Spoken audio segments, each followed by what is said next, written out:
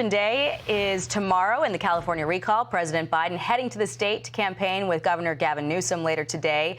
This is top GOP challenger Larry Elder is continuing his campaign against the governor.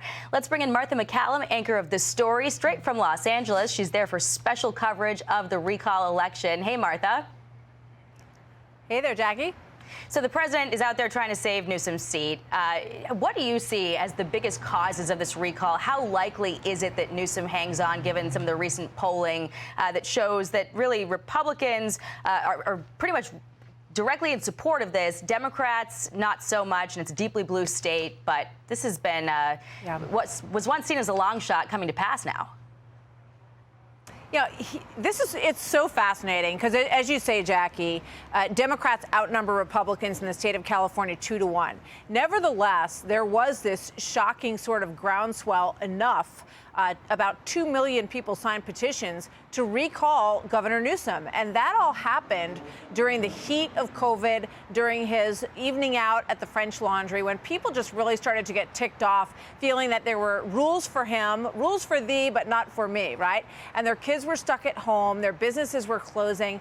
Enormous numbers of small businesses, many of them owned by minority, like Black, Latino store owners in California have lost their businesses over the course of this. So it's a very interesting litmus test in terms of what we see in turnout, what we see in terms of how aggravated people are with all of that. It's obviously an uphill battle. There's 46 Republican or 46 candidates who are running against Gavin Newsom, not all of them Republicans. But he is obviously bringing in the big guns. He's got President Biden coming in for a speech this evening, at a rally tonight.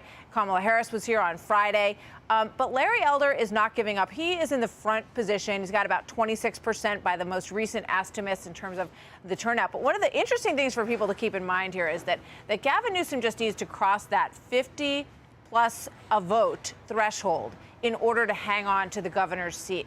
But if he loses that, if he gets 49% of the vote, someone on the other side, say Larry Elder or Caitlyn Jenner or Kevin Falconer, they could win the vote with just 20%, with a plurality of the remaining. So that's why one of the things that you're hearing from Gavin Newsom today is just vote no and go. He says just vote no recall and then leave, just walk out after you put that ballot in the ballot box, because he doesn't want people going to the second part of that question, which is, if not Gavin Newsom, who would you like to see replace him? Right. And as you mentioned, so much of this is a referendum on Newsom's handling of COVID. So how much, for instance, is Larry Elder's opposition to things like vaccine mandates fueling energy around this recall?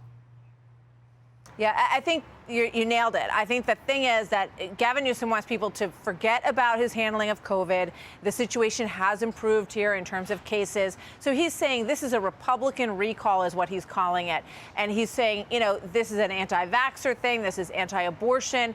This is a Trump vote. All of that is what he's throwing into the mix, because there's a growing number of independent voters in California. There's also an interesting sort of momentum in Latino voters. That's going to be you've seen Larry Elder spending a lot of time trying to convince Latino voters that they should vote to recall Gavin Newsom. So those are kind of the interesting areas to keep an eye on here. Those independent voters, the Latino voters, and do they show, even if they don't succeed in recalling Newsom, what are they showing in terms of the momentum in California overall, where a lot of people are really fed up with the direction of this absolutely beautiful state, amazing history. They've got a homeless problem that's going through the roof. Crime is increasing, and businesses are just having trouble functioning, given the structure and lack of enticements to begin and open and grow companies here. Yeah.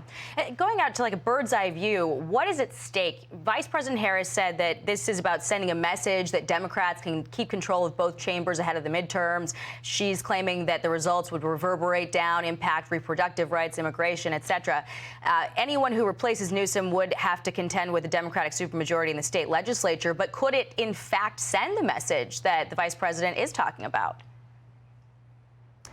I think that's why you see such big firepower coming out here to back Gavin Newsom, from the president on down. The vice president, former President Obama put in a video message here for Gavin Newsom. I think there's a little bit of concern. I think they are a bit worried as they look towards the midterms about some of these trends, about this enormous bill that is moving its way through the House, $3.5 trillion, which really comes out to about $5.5 trillion in spending. Taxation has been through the roof here. You see a lot of businesses moving to places like Austin and Nashville, leaving California. They've had a decline in their population here for the first time in the state's history. This is the place where people wanted to come, where there was independence and freedom to start your own life, to start your own business, to have that sort of Western future and outlook. And that's changed here in California. That sort of can-do spirit is really has really altered over the last 25 years. So I think it's going to be very interesting to see the underlying dynamics of this vote as it starts getting counted tomorrow. And how much turnout is there tomorrow? How many people are waiting to put those ballots in the box on the day of the election, Tuesday, September 14th? So we're keeping a close eye on it. It's going to be fascinating to watch. Excited to watch your coverage of it. Martha, thank you so much. Appreciate your time.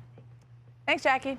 And, of course, we'll see Martha at 3 o'clock. Hi, everyone. I'm Brian Kilmeade. I want you to do me a favor. I want you to click to subscribe to the Fox News YouTube page. This is the only way that I know for sure that you're not going to miss any great commentary, any great news bites, any great interviews coming your way on Fox. You can get it all here on YouTube. So subscribe right now.